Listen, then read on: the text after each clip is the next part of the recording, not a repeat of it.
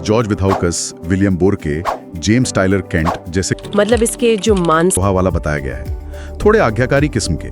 कार्य की सहानुभूति की बहुत जरूरत महसूस होती है। बेहतर लगता है, थोड़ी डरपोक, हिचकिचाहट वाले हो सकते। क्या ये सिर्फ मूड पर है, जैसे अप्रैल का दिन कभी खुश कभी उदास? हाँ, मूड तो है ही, लेकिन ये परिवर्तन।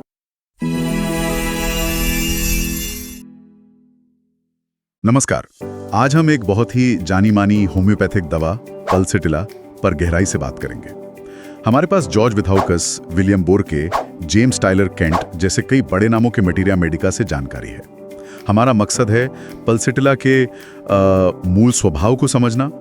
इसे अक्सर मौसम मुर्गा या वेदर कॉक कहते हैं। देखें जरा क्यों।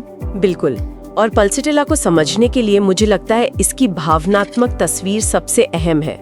मतलब इसके जो मानसिक और भावनात्मक लक्षण हैं, वो अक्सर दवा चुनने में सबसे ज्यादा मदद करते हैं। हाँ, मैंने पढ़ा कि स्रोतों में इसे आमतौर पर काफी कोमल, सौम्य स्वभाव वाला बताया गया है, थोड़े आज्ञाकारी किस्म के, और ये भी कि वो आसानी से रो देते हैं, खासकर जब अपनी तकलीफ बता रहे हो। हाँ बिल्कुल, और ये रोना अक्सर एक तरह से क्या कहें सांत्वना पाने का तरीका होता है। उन्हें सहारे की, सहानुभूति की बहुत जरूरत महसूस होती है। पर अच्छी बात यह है कि सांत्वना मिलने पर उन्हें सच में आराम मिलता है, बेहतर लगता है। थोड़ी डरपोक, हिचकिचाहट वाले हो सकते हैं, आसानी से निराश भी हो जाते हैं। अच्छा, अकेले रहने से डर, अंधेरे का डर, ये सब काफी आम है पल्सिटिला में। ये बड़ा दिलचस्प है कि वो साथ तो चाहते हैं, लेकिन विपरीत लिंग से एक अजीब सा डर या झिझक भी हो सकती है।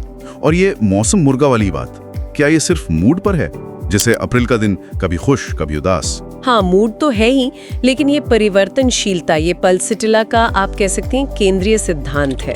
और ये हर लेवल पर दिखता है, सिर्फ मूड नहीं, लक्षण लगातार बदलते हैं। जैसे कोई 2 बार की ठंड लगने का पैटर्न एक जैसा नहीं होगा। अच्छा, या 2 बार के दस्त एक जैसे नहीं होंगे? दर्द भी वो तेजी से शरीर में घूमता है, एक जगह से दूसरी जगह। मूड तो बदलता ही है, वो तो है ही। मासिक धर्म भी बहुत अनियमित रहता है, कभी कम कभी ज्यादा, रंग, गाढ़ापन सब बदलता रहता है। ये अस्थिरता ही इसकी खास पहचान है। तो मतलब ये जो भावनात्मक अस्थिरता है और शारीरिक लक्षणों का बदलना, ये साथ साथ चलता है? हाँ, काफी हद तक। और इसी संवेदनशीलता से जुड़ा है तापमान का असर। ये लोग आमतौर पर गर्म मिजाज के नहीं होते, लेकिन गर्मी से, जैसे बंद गर्म कमरा हो या गर्म कपड़े हो, उनकी तकलीफें बढ़ जाती हैं। अच्छा, खुली हवा, खासकर ठंडी हवा, उसमें उन्हें हमेशा बेहतर लगता है। वो बाकायदा उसे ढूंढते हैं। ये तो बड़ा खास लक्षण है। हाँ, और एक और बहुत बड़ा नेगेटिव लक्षण है प्यास का न होना। लगभग किसी भी शिकायत के साथ प्यास नहीं लगती। हो सकता है सुबह मुंह सूखा लगे, पर पानी पीने की इच्छा वो नहीं होती। कमाल है, प्यास ही नहीं है। अच्छा, और दर्द के बारे में क्या? खुली हवा में दर्द भी बेहतर होता है? हाँ, जैसे सिर दर्द है या चक्कर आना, ये खुली हवा में बेहतर हो जाते हैं। दर्द का जो प्रकार है वो अक्सर घूमने वाला, या जैसे कोई खींच रहा हो या फाड़ रहा हो, वैसा होता है। और एक खास बात, दर्द के साथ अक्सर ठंड लगती है, कम भी छूटती है। मतलब जितना तेज दर्द उतनी तेज ठंड। बाप रे। और हाँ, पहली हरकत पर, जैसे उठने पर या हिलने डुलने पर दर्द बढ़ सकता है। और वो जो स्राव की बात होती है, डिस्चार्ज, हाँ, वो भी बहुत महत्वपूर्ण है। श्लेष्म झिल्ली से, मतलब म्यूकस मेम्ब्रेन से जो स्राव होता है, वो आमतौर पर गाढ़ा होता है, पीला हरा सा, और जलन पैदा नहीं करता। मतलब माइल्ड होता है, सौम्य, चाहे वो नाक से हो, आंखों से, कहीं से भी। ठीक है। और पाचन, खान-पान का भी असर होता होगा इस संवेदनशीलता पर? बिल्कुल होता है। वसा युक्त खाना, मतलब फैटी रिच फूड, खासकर पोर्क या ऐसी भारी चीजें, उनसे या तो परहेज करते हैं या पचा नहीं पाते। गरम खाना भी अक्सर उनकी तकलीफें बढ़ा देता है। अच्छा, गरम खाने से भी? हाँ, ठंडी चीजें खाने या पीने की इच्छा ज्यादा हो सकती है। पेट में भारीपन, जैसे पत्थर रखा हो, या फिर एकदम खालीपन सा महसूस होना, ये भी आम है। दस्त भी अगर हो तो अक्सर रात में होते हैं।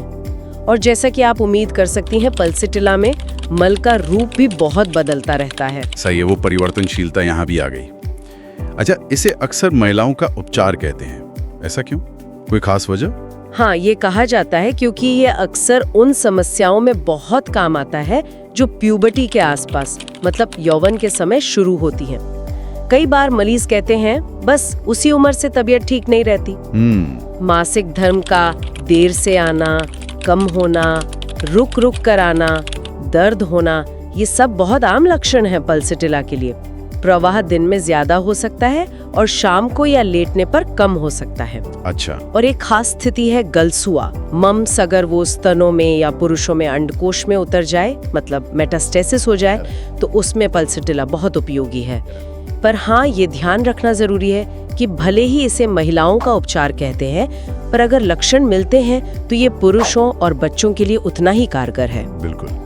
तो क्या कुछ और मुख्य बातें हैं जो पल्सिटिला की तस्वीर को पूरा करते हैं, जो हमें ध्यान में रखनी चाहिए? हाँ, कुछ और चीजें हैं, जैसे ऊपरी पलक पर गुहेरी, स्टाई जिसे कहते हैं, उसका बनना, खासकर ज्यादा घी तेल वाला खाना खाने के बाद। नींद की समस्याएं भी होती हैं, शाम को नींद ना आना, पहली नींद कच्ची या बेचैन होना और सुबह उठकर फ्रेश महसूस न करना। अच्छा।